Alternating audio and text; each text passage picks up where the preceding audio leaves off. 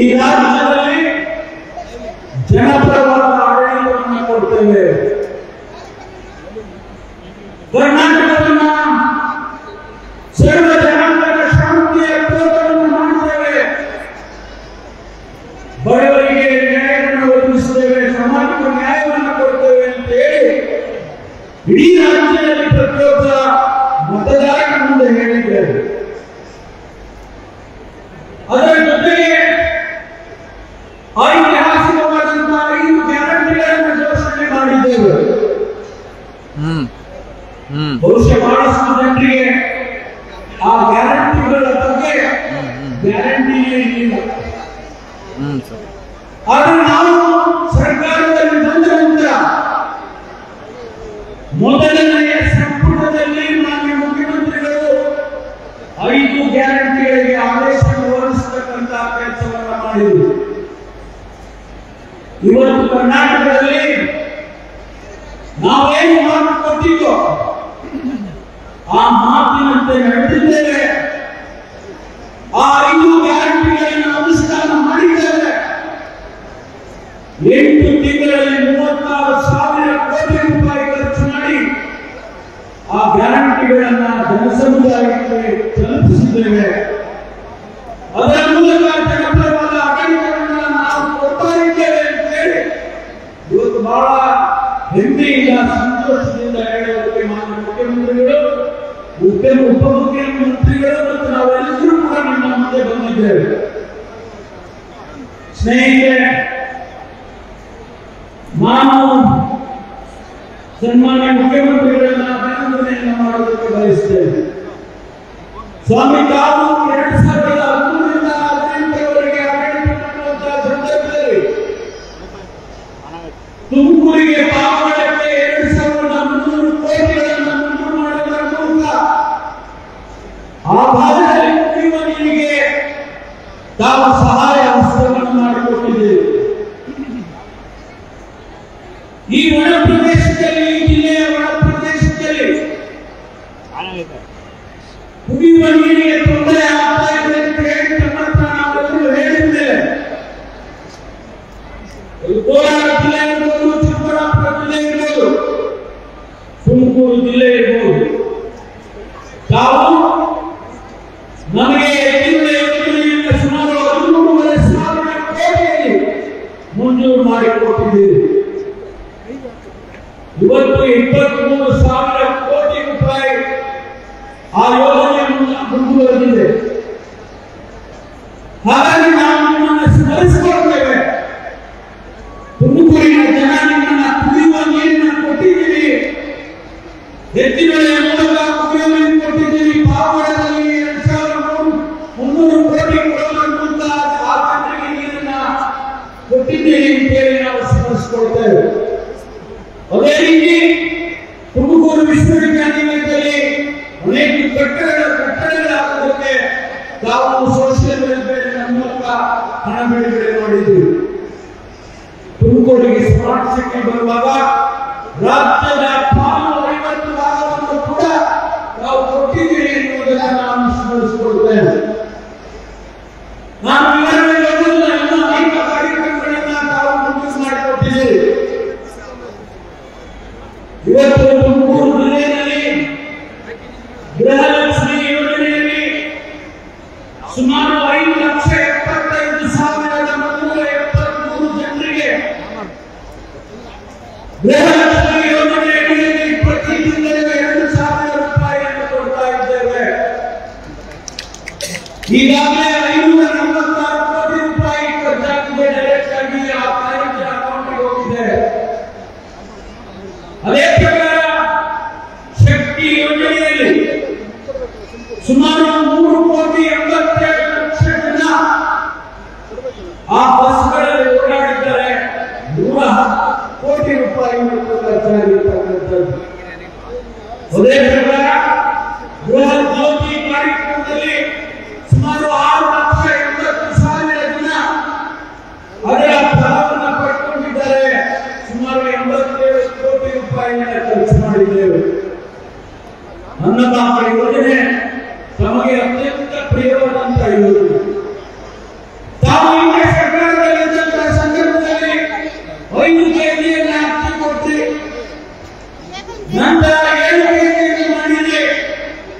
ಬಂದಂತ ಸರ್ಕಾರ ಅದನ್ನ ಕಡಿಮೆ ಮಾಡಿದ್ರು, 5 ಕೆಜಿ ಇಳಿಸಿದ್ರು.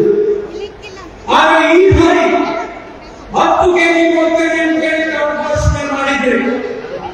ಅದರ ಪ್ರಕಾರ ಇವತ್ತು ನಾವು 10 ಕೆಜಿಯಲ್ಲಿ 5 ಕೆಜಿ ಅಕ್ಕಿಯನ್ನು ಕೊಟ್ಟು ಆ 5 ಕೆಜಿಗೆ ಹಣವನ್ನು ಕೊಡ್ತಕ್ಕಂಥ ಕೆಲಸವನ್ನು ಮಾಡ್ತಾ ಇದ್ದೇವೆ. 5,98,000 ಜನ ತುಮಕೂರು ಜಿಲ್ಲೆಯಲ್ಲಿ ಅದರ ಅನುಭವವನ್ನು ಪಡ್ಕೊಳ್ತಾ ಇದ್ದಾರೆ. ಸುಮಾರು 197 ಕೋಟಿ ರೂಪಾಯಿಯವರೆಗೆ ಹಣ ಬಿಡುಗಡೆ ಆಗಿರ್ತಕ್ಕಂಥದ್ದು. ಅದರ ಜೊತೆಗೆ ಮೊನ್ನೆ ನಾವು ಶಿವಮೊಗ್ಗದಲ್ಲಿ ಯುವ ನಿಧಿ ಕಾರ್ಯಕ್ರಮವನ್ನು ಉದ್ಘಾಟನೆ ಮಾಡಿದ್ದೇವೆ. ರಾಜ್ಯದಲ್ಲಿರ್ತಕ್ಕಂಥ ಪದವಿಯನ್ನು ತೆಗೆದುಕೊಂಡಂತ ವಿದ್ಯಾರ್ಥಿಗಳು, ಡಿಪ್ಲೊಮಾ ಮಾಡಿದಂತ ವಿದ್ಯಾರ್ಥಿಗಳು, ಅವರಿಗೆ 2 ವರ್ಷ ಸತತವಾಗಿ 3,000 ಮತ್ತು 1,500 ಅವರಿಗೆ ಹಣವನ್ನು ಕೊಡ್ತೇವೆ ಅಂತ ನಾವೇನು ಘೋಷಣೆ ಮಾಡಿದ್ದು. ಅದರ ಪ್ರಕಾರ ಈಗಾಗಲೇ ರಿಜಿಸ್ಟ್ರೇಷನ್ ಪ್ರಾರಂಭ ಆಗಿ 3,400 ಜನ ಪದವೀಧರರು ರಿಜಿಸ್ಟ್ರೇಷನ್ ಮಾಡಿಕೊಂಡಿದ್ದಾರೆ. 4,35,00,000 ರೂಪಾಯಿಗಳ ಸ್ನೇಹಿತರೆಲ್ಲ ಯಾವ ಉದ್ದೇಶಕ್ಕೆ ಮಾಡಿರ್ತಕ್ಕಂಥದ್ದು, ಯಾವ ಬಡವರಿದ್ದಾರೆ, ಶೋಷಿತರಿದ್ದಾರೆ, ಅವರಿಗೆ ಜೀವನಕ್ಕೆ ಕಷ್ಟ ಆಗಲಾರದು ಅನ್ನುವಂತ ಕಾರಣಕ್ಕಾಗಿ ಈ 5 ಕಾರ್ಯಕ್ರಮಗಳನ್ನು ನಾವು ಸರ್ಕಾರ ಮುಖ್ಯಮಂತ್ರಿಗಳ ನೇತೃತ್ವದಲ್ಲಿ ಮಾಡಿದ್ದೇವೆ. ಹಾಗಾಗಿ ಇವತ್ತು ಇಡೀ ರಾಜ್ಯದಲ್ಲಿ ಮುಖ್ಯಮಂತ್ರಿಗಳು ಮಾತನಾಡುವಾಗ ರಾಜ್ಯದ ವಿಚಾರಗಳನ್ನು ಹೇಳ್ತಾರೆ. ಆದರೆ ತುಮಕೂರು ಜಿಲ್ಲೆಯಲ್ಲಿ ಅನೇಕ ಕಾರ್ಯಕ್ರಮಗಳು ಕೂಡ ಬಾಕಿ ಉಳಿದಿದೆ. ಅದನ್ನು ನಾನು ತಮ್ಮ ಗಮನಕ್ಕೆ ತರುವುದಕ್ಕೆ ಬಯಸುತ್ತೇನೆ. ಮುಖ್ಯಮಂತ್ರಿಗಳು ಸ್ಮಾರ್ಟ್ ಸಿಟಿ ಯೋಜನೆಯಲ್ಲಿ ತುಮಕೂರು ನಗರದಲ್ಲಿ 35 ವಾರ್ಡ್ಗಳಿದ್ದಾವೆ. ಮಾನ್ಯ ಶ್ರೇಷ್ಠರೇ, ಕೇಳಿಕೊಳ್ಳಿ ಮಾಡಿ, 35 ವಾರ್ಡ್ಗಳಲ್ಲಿ ಸ್ಮಾರ್ಟ್ ಸಿಟಿ ಯೋಜನೆಯಲ್ಲಿ ಕೇವಲ 6 ವಾರ್ಡ್ಗಳಿಗೆ ಮಾತ್ರ ಸ್ಮಾರ್ಟ್ ಸಿಟಿಯಲ್ಲಿ ಹಣ ಬಂದಿದೆ. ಇನ್ನು 29 ವಾರ್ಡ್ಗಳಲ್ಲಿ ಹಣ ಕೊಟ್ಟಿಲ್ಲ, ಯಾವುದೇ ಅಭಿವೃದ್ಧಿ ಆಗಿಲ್ಲ. ಅಧಿಕಾರಿ ನಾವು ತಮ್ಮಲ್ಲಿ ವಿನಂತಿ ಮಾಡಿಕೊಳ್ಳುವುದು, ಈ ಬಜೆಟ್ನಲ್ಲಿ ಆ 29 ವಾರ್ಡ್ಗಳಿಗೆ ಅಭಿವೃದ್ಧಿಗಾಗಿ ಸುಮಾರು 500 ಕೋಟಿ ರೂಪಾಯಿಗಳನ್ನು ಕೊಡಬೇಕು ಅಂತ ಹೇಳಿ ನಾನು ತಮ್ಮಲ್ಲಿ ವಿನಂತಿಯನ್ನು ಮಾಡಿಕೊಳ್ಳುತ್ತೇನೆ. ತುಮಕೂರು ಬಹಳ ವೇಗವಾಗಿ ಬೆಳೀತಾ ಇದೆ. ಎಷ್ಟು ವೇಗವಾಗಿ ಬೆಳೀತಾ ಇದೆ ಅಂತ ಹೇಳಿದ್ರೆ ಜನಸಂಖ್ಯೆ ಇವತ್ತು ಮುಂದೆ 1.5 ವರ್ಷದಲ್ಲಿ ಡಬಲ್ ಆಗುವಂತಹ ಸೂಚನೆಗಳು ಆಗ್ತಾ ಇದೆ.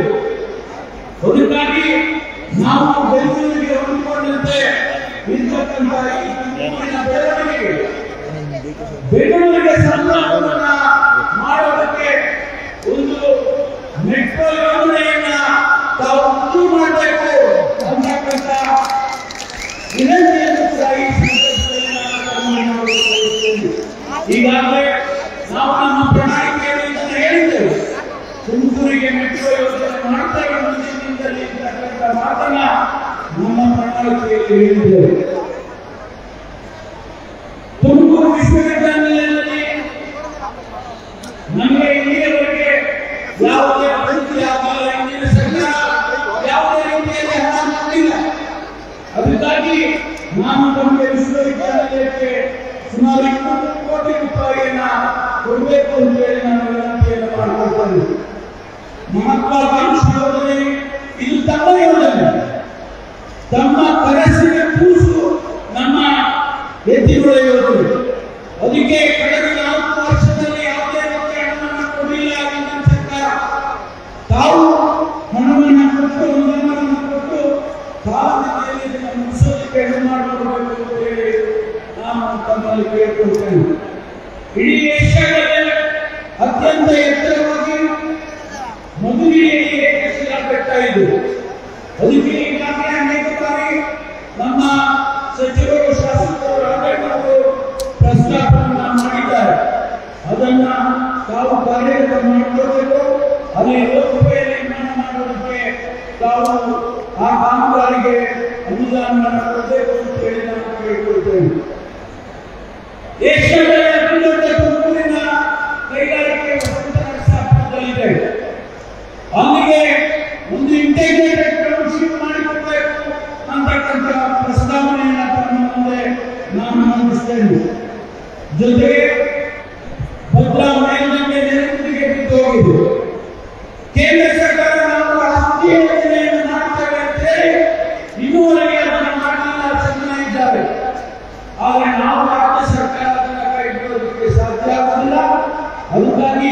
ಅದಕ್ಕೆ ಅನುದಾನವನ್ನು ಕೊಡಬೇಕು ಅಂತ ಹೇಳಿ ನಾನು ವಿನಂತಿ ಮಾಡಿಕೊಳ್ತೇನೆ. ಮತ್ತು ಜಿಲ್ಲೆಯಲ್ಲಿ 3,500 ವಸತಿ ಪ್ರದೇಶಗಳಿದ್ದಾವೆ, 2,300 ಹಳ್ಳಿಗಳಿದ್ದಾವೆ.